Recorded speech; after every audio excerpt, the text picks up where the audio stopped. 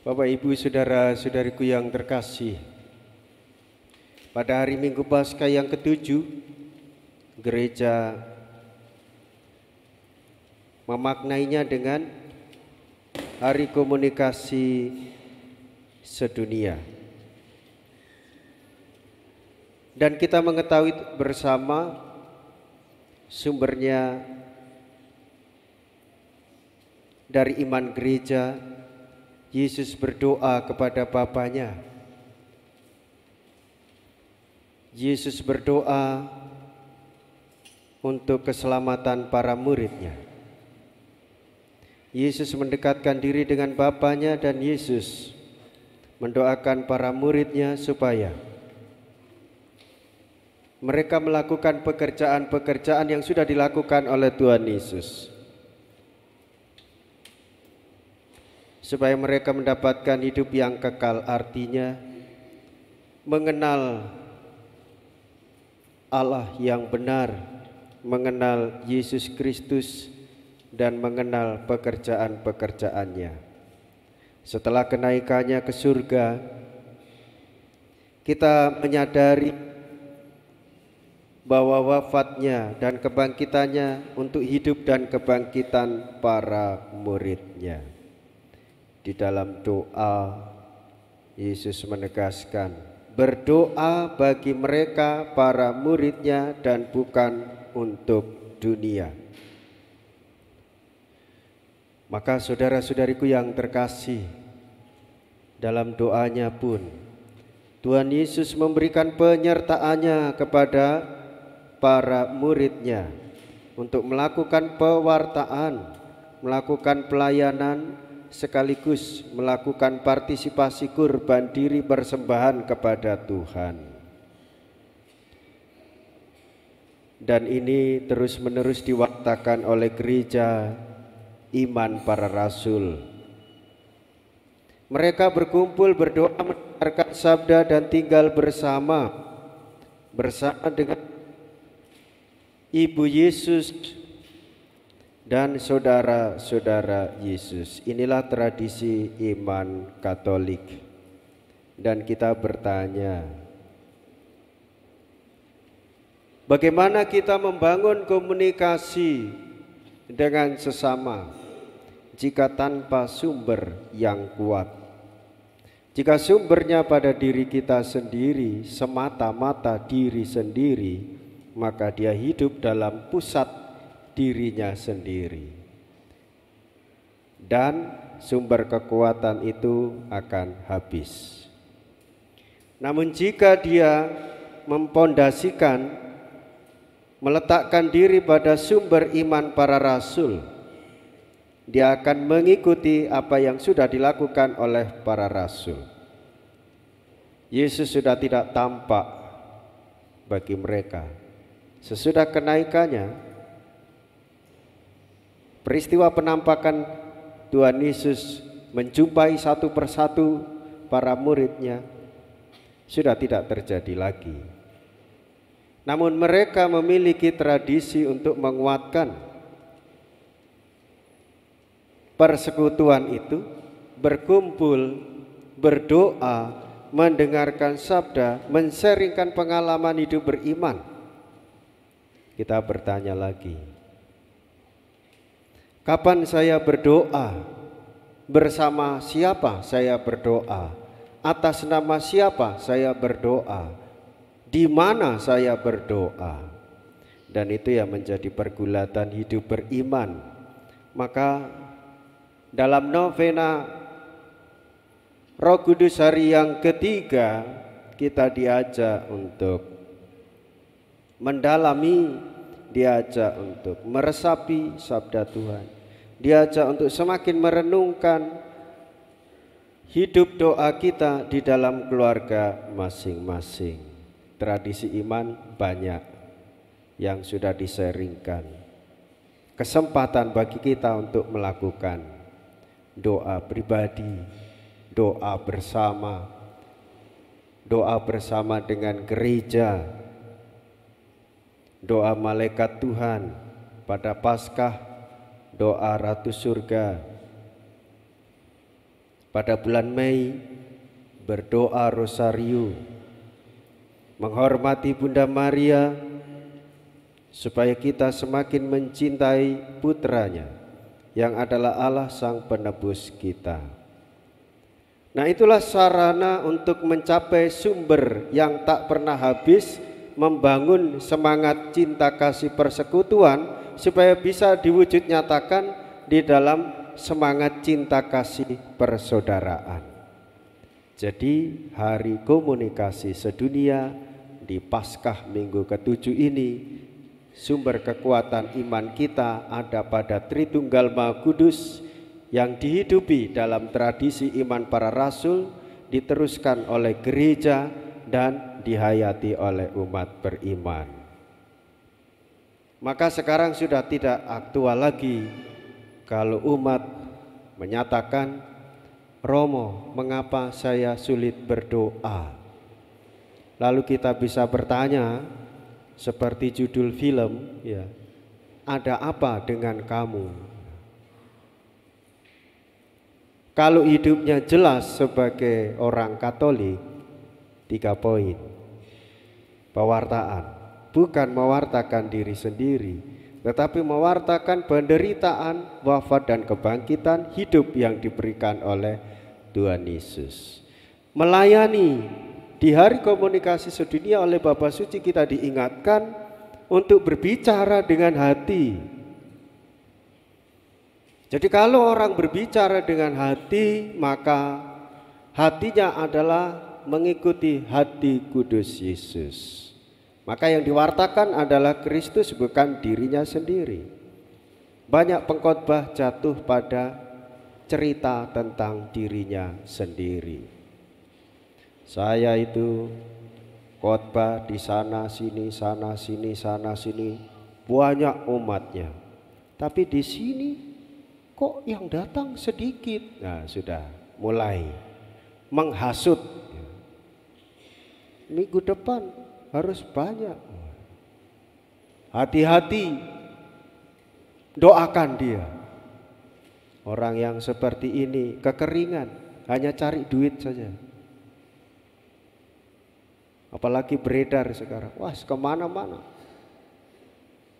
Untuk dirinya sendiri tidak menceritakan bagaimana kebaikan Tuhan Yesus atas hidup para muridnya. Apalagi tidak bersekutu, tidak mau aktif di dalam lingkungan. Jadi orang Katolik itu adalah orang yang terbuka pada setiap pergaulan dan perjumpaan. Dan dia juga harus berani untuk keluar dari dirinya, keluar dari keluarganya, dan berani keluar untuk menggarami dan menerangi kehidupan lingkungannya. 1 minggu ini saya tidak tanya, tetapi orang sharing, udah mulai keluar. Wah, ternyata kamu ini Katolik ya, tetangga.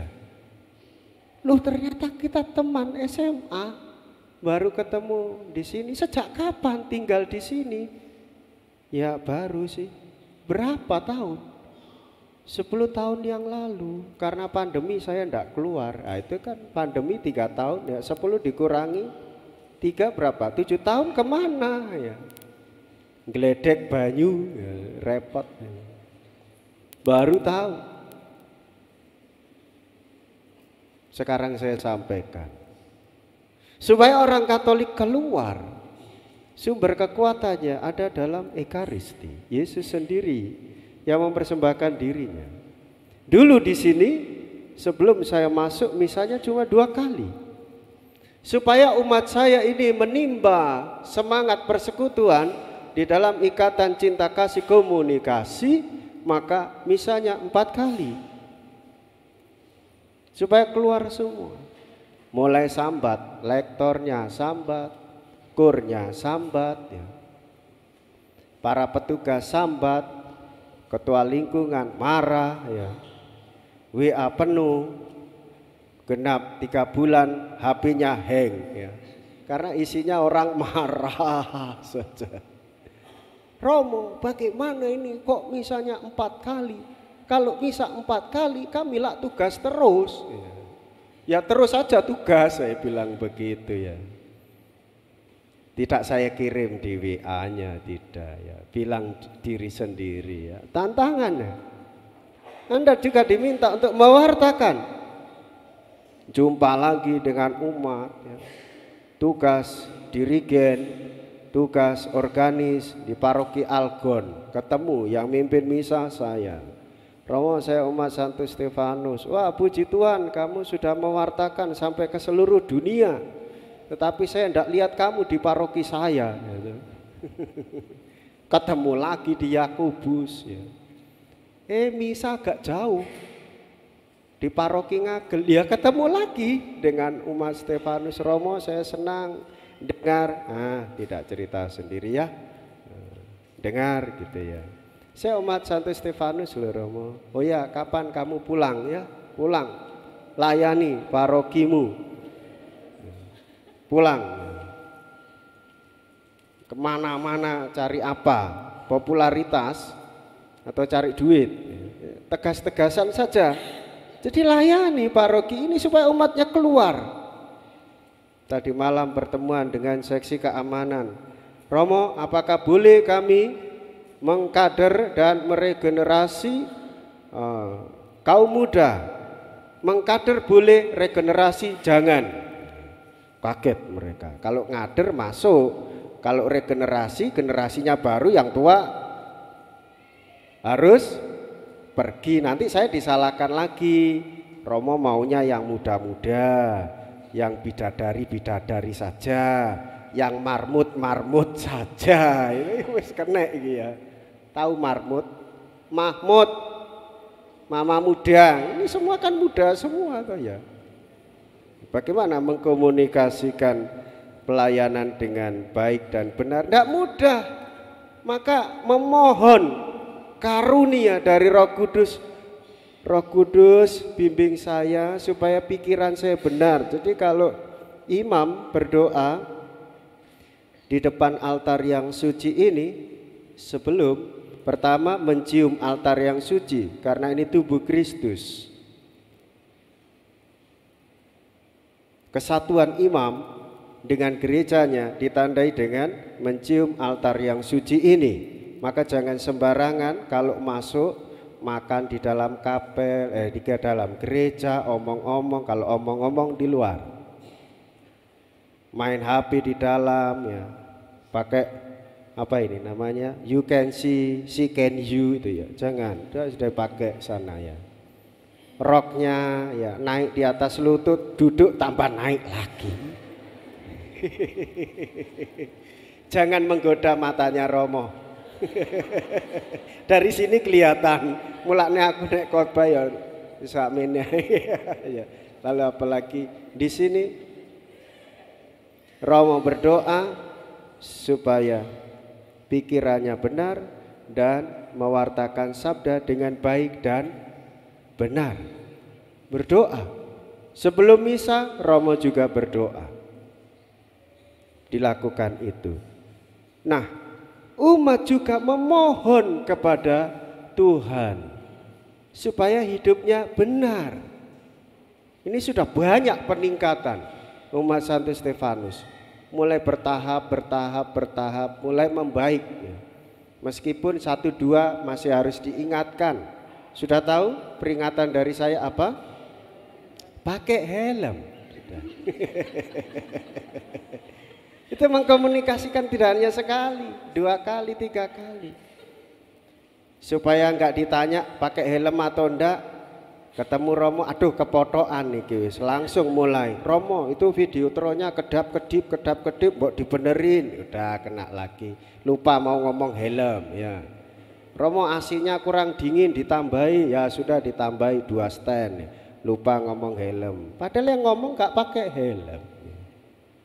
Nah itulah godaan dari dalam diri. Saudara-saudariku yang terkasih, jadilah orang Katolik yang baik dan benar. Mau mewartakan, mau melayani, mau berpartisipasi, ini gerejamu. Pelihara dengan baik-baik. kita berjumpa dengan Tuhan Yesus. Kalau ada teks misa jatuh, ambil. Sabda Tuhan ada di situ. Jangan makan di dalam gereja. Sesudah misa, ya meskipun itu ada bungkusnya siapa, cepat ambil. Jangan dompet yang tertinggal cepat diambil ya. Romo, HP saya tertinggal. Waduh, sudah panik. Saya nggak punya HP, ya nggak memiliki HP-nya, jadi ikut panik ya. Dicari sana sini, ketemulah HP-nya ya. Ternyata di tempat yang lain. Saudara-saudari, hari ini kita diteguhkan oleh Tuhan Yesus. Tuhan Yesus mendoakan kita, maka hendaklah kita mendoakan perkembangan hidup gereja. Doakan uskupmu, doakan imammu, doakan asisten imammu, doakan para ketua lingkunganmu, doakan DPP BGKB, doakan sesepuh-sesepuh yang ada di lingkungan ini, para pendiri-pendiri gereja ini. Mereka berjuang, bercucuran air mata, nangis terus ya, sampai berdarah-darah ya. Belum lagi ditundung-tundung, ditundung itu dituduh-tuduh demi perkembangan hidup menggereja supaya bercahaya di tengah masyarakat. Gereja ini semakin lama semakin lembut dan ramah. Hendaklah kita menjadi saksi di tengah masyarakat. Apalagi sebentar kita akan masuk ke wilayah demokrasi berbangsa. Anda sekalian diminta untuk berkontribusi, mengkomunikasikan isi hati. Pilih orang yang benar, jangan memilih sembarangan. Pilih menurut hati nurani, tetapi jika tidak mengerti, tanya pada orang yang mengerti. Siapa Romo yang harus kami pilih?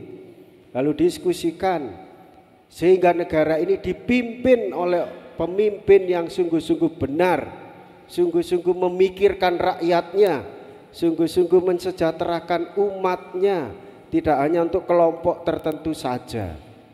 Bagaimana itu bisa terjadi? Anda harus mengkomunikasikan diri, jangan menutup diri. Kalau tidak, Anda didatangi rumahnya, dikasih amplop, Anda milih berdasarkan gambar amplop.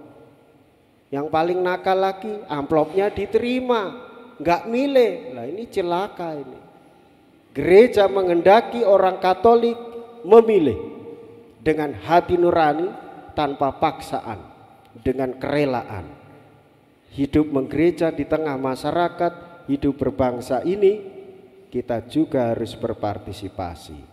Komunikasikan dirimu, bersaksi bahwa Yesus menyertaimu. Tuhan Yesus memberkati kita semua. Amin.